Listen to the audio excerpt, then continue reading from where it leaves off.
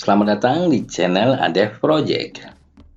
Video ini berisi rangkuman materi mata pelajaran agama Islam untuk siswa kelas 7 semester 1 dan 2. Materi video bab 1, lebih dekat dengan Allah Subhanahu wa Ta'ala, yang sangat indah namanya. Bab 2, hidup tenang dengan kejujuran, amanah, dan istiqomah. Bab 3, semua bersih, hidup jadi nyaman.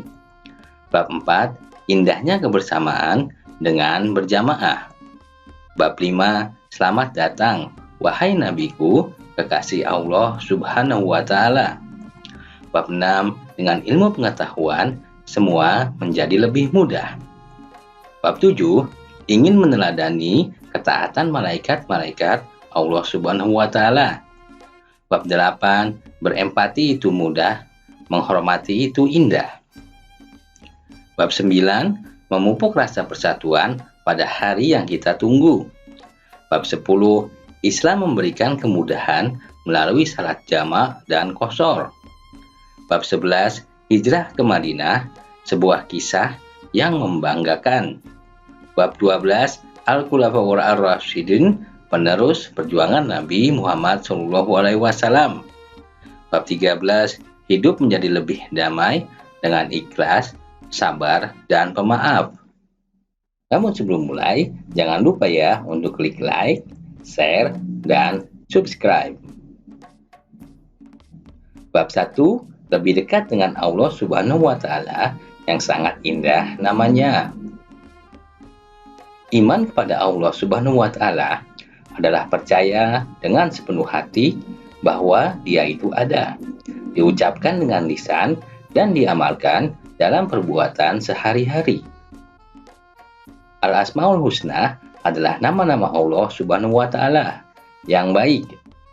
Di antara Al-Asmaul Husna tersebut adalah Al-Alim, Maha Mengetahui; Al-Khabir, Maha Teliti; Al-Sami, Maha Mendengar; dan Al-Basir, Maha Melihat.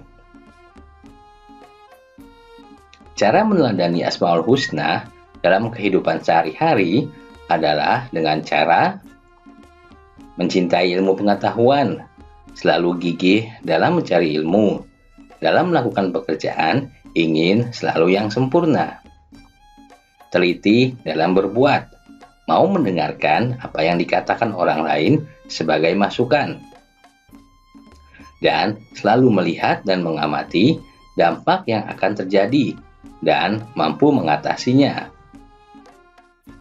Hikmah beriman kepada Allah Subhanahu wa Ta'ala adalah akan selalu ditolong oleh Allah, hati menjadi tenang dan tidak gelisah, dan mendatangkan keuntungan dunia akhirat. Bab 2, hidup tenang dengan kejujuran, amanah, dan istiqomah. Jujur adalah kesesuaian sikap antara perkataan dan perbuatan yang sebenarnya. Hikmah atau manfaat perilaku jujur adalah akan dipercaya orang lain dan mendapat banyak teman. Hidupnya tentram karena tidak memiliki kesalahan dengan orang lain. Amanah artinya terpercaya atau dapat dipercaya. Amanah ada 3 macam, yaitu amanah terhadap Allah Subhanahu wa Ta'ala, amanah terhadap sesama manusia, dan amanah terhadap diri sendiri. Amanah dapat diwujudkan melalui perbuatan, seperti menjaga titipan rahasia, tidak menyalahgunakan jabatan, menunaikan kewajiban dengan baik, dan memelihara semua nikmat yang telah diberikan oleh Allah Subhanahu wa Ta'ala. Istiqomah berarti tegak, lurus, tekun, dan ulet.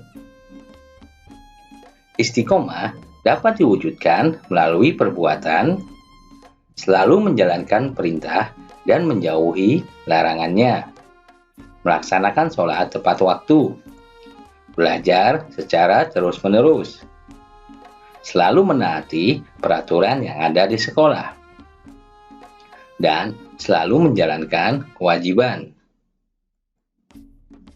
Bab 3. Semua bersih, hidup jadi nyaman. Taharah artinya bersuci, baik dari najis maupun dari hadas. Darah yang keluar dari rahim perempuan yang menyebabkan hadas besar adalah haid, wiladah atau melahirkan, dan nifas. Tayamum adalah mengusap kedua tangan dengan debu yang suci. Tayamum adalah pengganti wudhu dan mandi wajib dengan syarat-syarat tertentu. Rukun tayamum, niat, mengusap muka dengan tanah, mengusap kedua tangan sampai siku-siku dengan tanah, dan tertib. Mandi wajib adalah mengalirkan air yang suci ke seluruh badan, disertai dengan niat untuk menghilangkan hadas besar. Rukun mandi wajib adalah niat dan mengalirkan air ke seluruh badan sampai rata. Bab 4. Indahnya kebersamaan dengan sholat berjamaah. Sholat berjamaah adalah sholat yang dikerjakan oleh 2 orang atau lebih secara bersama-sama, dan salah seorang menjadi imam, sedang yang lainnya menjadi makmum. Hukum sholat berjamaah adalah sunat muakkadah, yaitu sunat yang sangat dianjurkan. Sebagian ulama menyatakan hukum sholat berjamaah fardu kifayah. Untuk menjadi imam harus memenuhi syarat, antara lain mengetahui syarat dan rukun sholat, serta perkara yang membatalkan sholat, fasih membaca Al-Quran, paling tinggi ilmunya dibandingkan yang lain, berakal sehat, dan balik. Masbuk, yaitu orang yang mengikuti imam, tetapi tidak sempat membaca surat Al-Fatihah bersama imam di rakaat pertama. Keutamaan sholat berjamaah adalah menjalin silaturahmi antar sesama, mengerjakan hidup disiplin, mencintai dan menghargai, menjaga persatuan dan kesatuan, menahan diri dari kemauan sendiri, dan patuh kepada pemimpinnya. Sikap kecintaan kepada sholat berjamaah dapat diwujudkan melalui perilaku sebagai berikut. A. Ketika masuk waktu sholat, segera menuju masjid dan mengumandangkan atau mendengarkan azan. B. Ketika mendengar azan, segera menuju masjid. C. Mengajak teman-temannya untuk sholat berjamaah. D. Suka menjalin tali silaturahim antara sesama di masjid. E. Senang mendatangi majlis-majlis taklim untuk menuntut ilmu agama. F. Tidak suka membeda-bedakan status sosial manusia, karena ia berkeyakinan bahwa kedudukannya sama di hadapan Allah Subhanahu wa Ta'ala. G. Bersikap demokratis, taat kepada pimpinan selama tidak melakukan kesalahan, dan apabila pemimpin kita salah, maka kita wajib mengingatkan ke jalan yang benar, termasuk di dalam taat kepada kedua orang tua dan guru. H. Menjaga persatuan, kesatuan, dan menjunjung sikap demokratis. Bab 5. Selamat datang wahai nabiku, kekasih Allah Subhanahu wa Ta'ala. Nabi Muhammad SAW lahir hari Senin, 12 Rabiul Awal atau bertepatan dengan 20 April 571 Masehi. Tahun kelahiran Nabi Muhammad SAW disebut tahun gajah. Sifat-sifat Nabi Muhammad SAW antara lain tidak mudah putus asa, semangat kerja yang tinggi, selalu jujur, amanah, tabah, optimis, dan percaya diri. Nabi Muhammad SAW diangkat menjadi Rasul pada usia 40 tahun dengan menerima wahyu pertama, Quran, Surat Al-Alaq, melalui perantara malaikat Jibril di Gua Hiro. Dakwah Nabi secara sembunyi-sembunyi dimulai setelah turun wahyu kedua yaitu Quran Surat Al-Mudaththir. Masih sebatas keluarga dekat saja. Dakwah Nabi secara terang-terangan dimulai setelah turun wahyu Quran Surat Al-Hijr. Dalam berdakwah, beliau mendapatkan berbagai rintangan, baik dari keluarga maupun kaum Quraisy dan pihak luar. Namun, semua dihadapi oleh Nabi dengan penuh kesabaran dan keikhlasan. Al-Sabiqun Al-Awwalun adalah orang-orang yang pertama kali memeluk Islam. Mereka adalah Siti Khadijah, Abu Bakar, Ali bin Abi Thalib, Zaid bin Harisah, dan Ummu Aiman. Cara meneladani perjuangan Nabi Muhammad SAW di Mekah adalah: A. Tugas dan tanggung jawab tidak bisa dipikul seorang diri, tetapi harus ada kebersamaan dan persatuan dari berbagai kalangan masyarakat. B. Dalam bergaul harus bisa memilih teman yang dapat mengajak kepada hal-hal yang positif dan baik. C. Dalam mengajak teman untuk berbuat baik tidak boleh dengan cara-cara kekerasan, tetapi perlu dengan keteladanan, sabar, lemah lembut, dan kasih sayang. Bab 6. Dengan ilmu pengetahuan, semua menjadi lebih mudah. Kandungan Quran Surat Al-Rahman meliputi manusia dan jin tidak akan mampu menembus penjuru langit dan bumi untuk mengetahui isinya, kecuali atas kekuatan dari Allah Subhanahu wa Ta'ala. Kekuatan dari Allah Subhanahu wa Ta'ala itu berupa akal yang harus dikembangkan dengan cara belajar. Belajar itu wajib agar kita dapat menguasai dunia untuk kebaikan umat. Kandungan Quran Surat Al-Mujadalah meliputi perintah untuk menuntut ilmu setinggi mungkin, perintah untuk selalu beriman kepada Allah Subhanahu wa Ta'ala, perintah untuk memuliakan orang-orang yang beriman dan berilmu pengetahuan.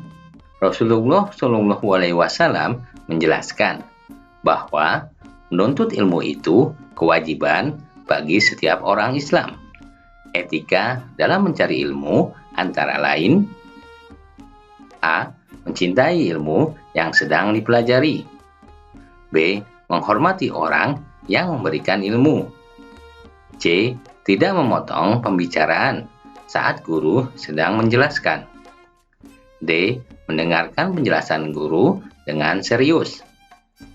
Syarat menuntut ilmu menurut Imam Syafi'i adalah kecerdasan, sungguh-sungguh, sabar, biaya, petunjuk guru, dan waktu yang lama. Menuntut ilmu itu hukumnya wajib bagi setiap muslim, baik laki-laki maupun perempuan. Suatu bacaan disebut bacaan al-samsiyah apabila terdapat al diikuti salah satu huruf hijaiyah sebagai berikut. Suatu bacaan disebut bacaan al-qamariyah apabila terdapat al diikuti salah satu huruf hijaiyah berikut ini. Bab 7 ingin meneladani ketaatan malaikat-malaikat Allah Subhanahu wa Ta'ala. Iman kepada malaikat adalah percaya dan yakin bahwa Allah Subhanahu wa Ta'ala menciptakan malaikat dari cahaya untuk mengatur dan mengurus alam semesta.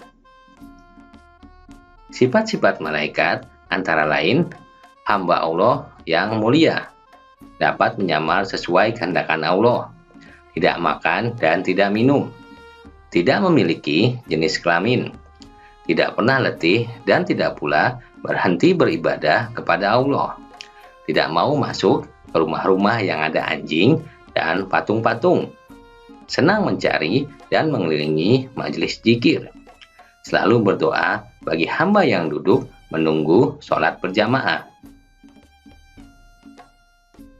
Nama-nama malaikat yang kita kenali adalah Jibril, Mikael, Israfil, Israel, Munkar dan Nakir, Rakib, Atid, Malik, dan Ridwan. Beriman kepada malaikat dapat diwujudkan dengan cara mengetahui tugas malaikat, kemudian menjadikan tugas malaikat itu sebagai pedoman untuk melakukan perbuatan. Bab 8, berempati itu mudah, menghormati itu indah. Empati adalah keadaan mental yang membuat orang merasa dirinya dalam keadaan, perasaan, atau pikiran yang sama dengan orang lain. Perilaku empati dalam kehidupan sehari-hari dapat diwujudkan dengan peka terhadap perasaan orang lain. Membayangkan seandainya dia adalah aku. Berlatih mengorbankan milik sendiri dan membahagiakan orang lain. Ketika orang tua masih hidup, cara menghormatinya adalah dengan memperlakukan keduanya dengan sopan dan hormat, membantu pekerjaan di rumah, dan mengikuti nasihatnya, membantu kehidupan ekonominya. Ketika orang tua sudah meninggal, cara menghormatinya adalah dengan cara A. Melaksanakan wasiatnya, B. Menyambung dan melanjutkan silaturahmi yang dahulu sudah dilakukan oleh kedua orang tua, C. Menjaga nama baik mereka. Cara berbakti kepada guru antara lain dengan bersikap A. Rendah hati, sopan, dan menghargai, B. Melaksanakan nasihatnya, C. Mengucapkan salam apabila bertemu, D. Memperhatikan apabila diajak bicara di kelas, E. Melaksanakan perintahnya dengan ikhlas. Bab 9, memupuk rasa persatuan pada hari yang kita tunggu. Sholat Jumat adalah sholat 2 rakaat dengan berjamaah yang dilaksanakan sesudah khutbah Jumat pada waktu zuhur di hari Jumat. Hukum melaksanakan sholat Jumat adalah fardu ain bagi setiap muslim laki-laki. Syarat wajib sholat Jumat adalah Islam, balik atau dewasa, berakal, laki-laki, sehat, dan menetap atau bermukim. Hal-hal yang membolehkan untuk tidak sholat Jumat adalah sakit, hujan lebat, musafir, dan keamanan. Bab 10, Islam memberikan kemudahan melalui sholat jamaah dan qashar. Kemudahan menjalankan sholat bagi musafir disebut rukhsah. Sholat jamaah adalah menggabungkan 2 waktu sholat dalam 1 waktu. Boleh dilaksanakan pada waktu sholat yang pertama maupun pada waktu sholat yang kedua. Sholat qashar adalah sholat wajib yang diringkas dari 4 rakaat menjadi 2 rakaat. Sholat wajib yang boleh diqashar adalah zuhur, asar, isya. Sedangkan sholat maghrib dan subuh tidak boleh diqashar. Sholat jamaah dan qashar diperbolehkan apabila dalam perjalanan yang jauhnya kurang lebih 80.640 km. Sholat yang diqashar adalah sholat adaan atau tunai dan bukan sholat qadha. Bab 11, hijrah ke Madinah, sebuah kisah yang membanggakan. Hijrah artinya pindah. Hijrah Rasul artinya perpindahan Rasulullah SAW beserta sahabatnya dari Mekah ke Madinah. Cara meneladani Rasulullah SAW adalah dengan memahami bagaimana beliau bisa menyatukan penduduk di Madinah dengan berbagai macam keyakinan, membuat suatu kebijakan di mana seluruh kelompok tidak ada yang tersinggung dan tersakiti. Penyebab Nabi Muhammad SAW hijrah adalah A. Karena atas perintah Allah Subhanahu wa Ta'ala, B. Karena serangan kafir Quraisy ke Mekah yang semakin meningkat, C. Karena ada harapan baru untuk mengembangkan Islam di Madinah. Muhajirin adalah orang-orang Mekah yang hijrah, sedangkan Ansor adalah orang-orang Madinah yang menyambut kedatangan kaum Muhajirin. Yang dilakukan Nabi Muhammad SAW di Madinah adalah A. Membangun masjid, B. Mempersaudarakan antara kaum Muhajirin dan kaum Ansor, C. Membuat perjanjian dengan penduduk Madinah.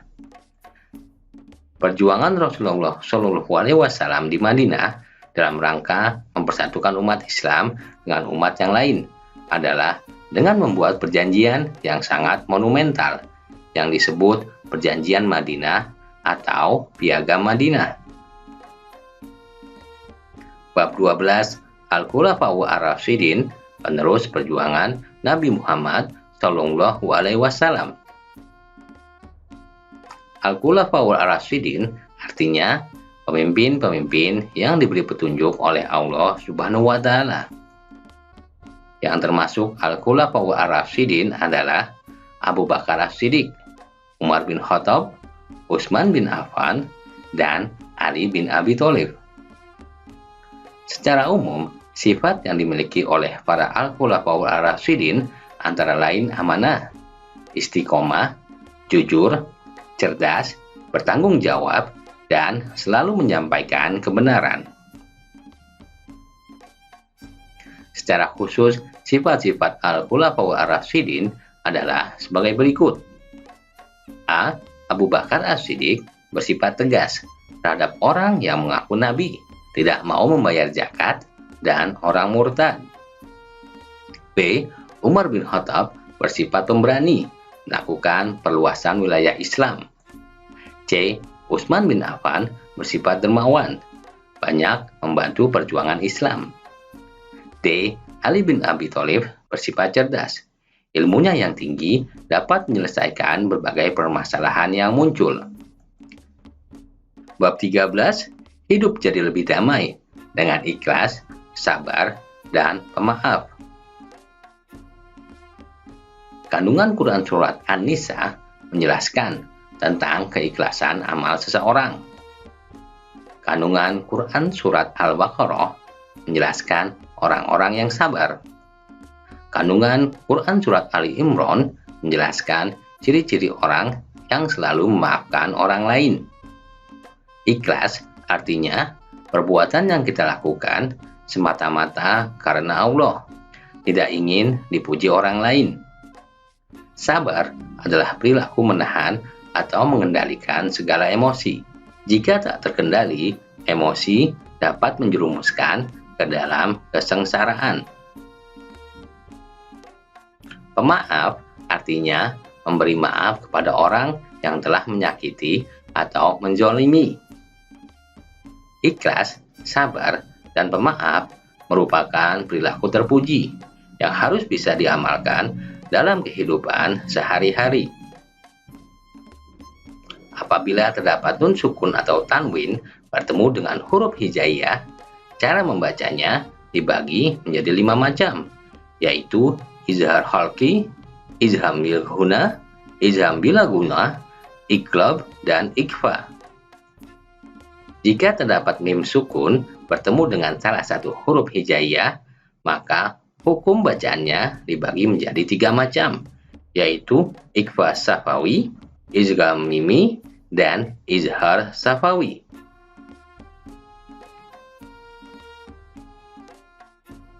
Demikianlah rangkuman materi pelajaran agama Islam untuk siswa kelas 7 semester 1 dan 2. Terima kasih telah menyaksikan video ini. Sampai jumpa di video lainnya. Jangan lupa untuk klik like, subscribe, dan tekan loncengnya.